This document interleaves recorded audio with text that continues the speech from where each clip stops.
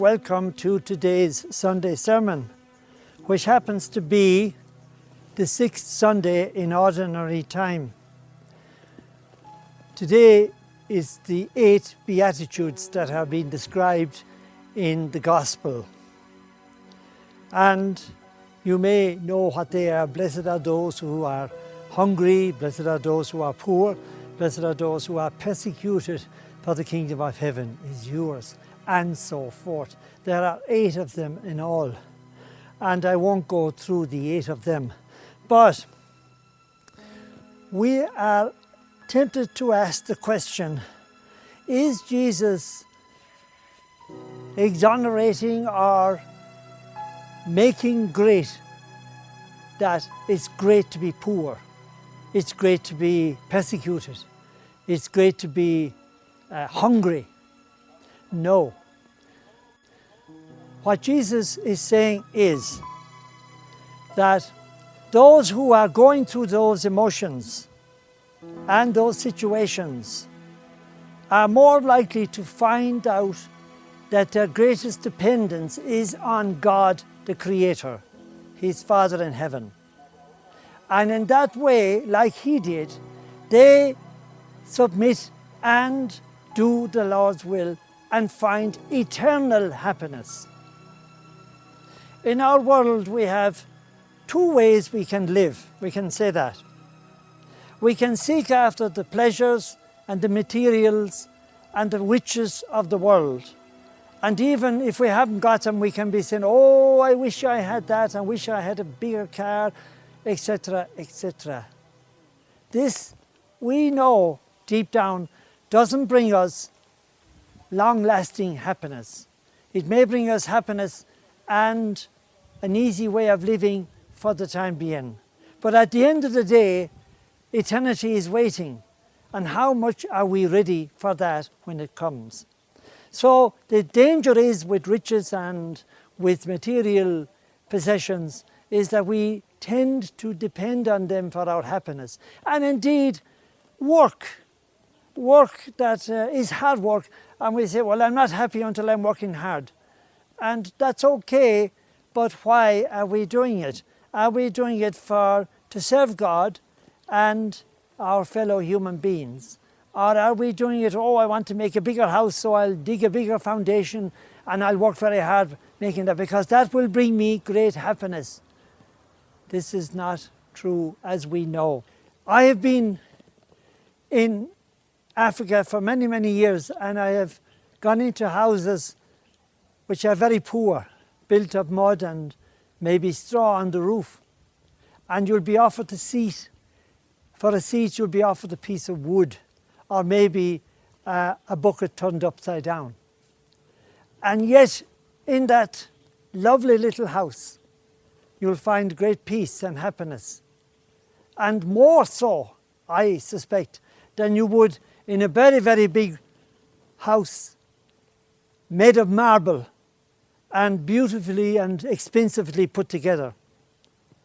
So, material things do not bring eternal happiness. And that's another very important part of this sermon today.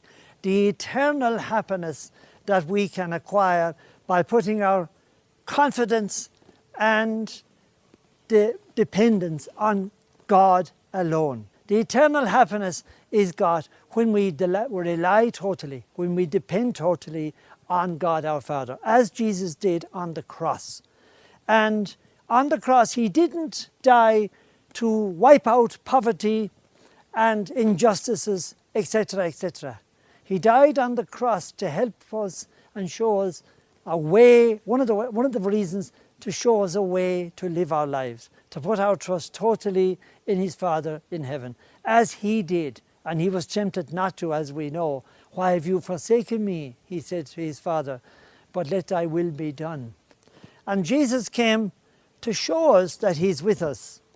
That's why we receive communion. It's the real presence, and it's in the present that we find God and Jesus. Not in mulling over the past and allowing the past to rule and to take over our lives of the present. If we live like zombies, thinking of the past, and no, we don't find God that way. We find God in the present. Right now, here I am. There's a lovely breeze blowing. The clouds are moving. There's a lot of wind today. But the presence of God is everywhere. The world is charged with the grandeur of God. You can say today, well, I am not suffering. I'm not sick. I'm not poor, but I'm not rich. I'm not sick, but I can be sick sometimes, and I will die. This is the reality of my life. But in general, I'm living a fairly comfortable life. What does all this gospel and the Beatitudes mean to me? Am I saying to Jesus, what can you do for me? Because I don't have these sufferings and that. And Jesus is saying, not that you should look for suffering, but you should not sit on the fence and live without committing yourself to the Christian way of life, which will bring suffering. First of all, we must believe fully.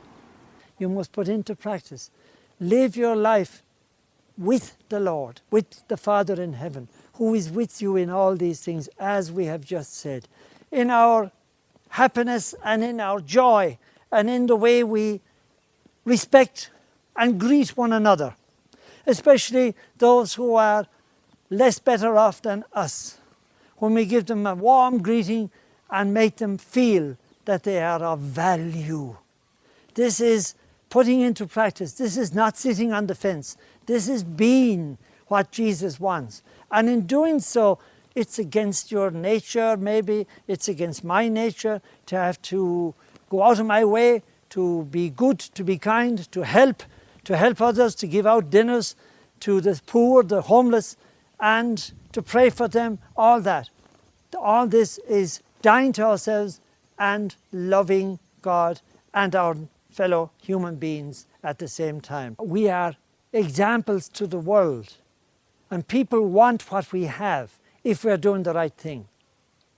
Did you ever notice somebody in your life or in your community and you say, gosh, that person has something that I haven't got? You know, that's the way we should be, is like that person. So we're showing the world that we are happy, that we are convinced, and that we know that to depend on God brings us eternal happiness. So this is what the Lord is saying to us today. I pray that you may find happiness and joy and peace in serving the Lord, not sitting on the fence, but being there active. The Beatitudes are very much alive today as they were then. And God is with us, and we live our life eternally.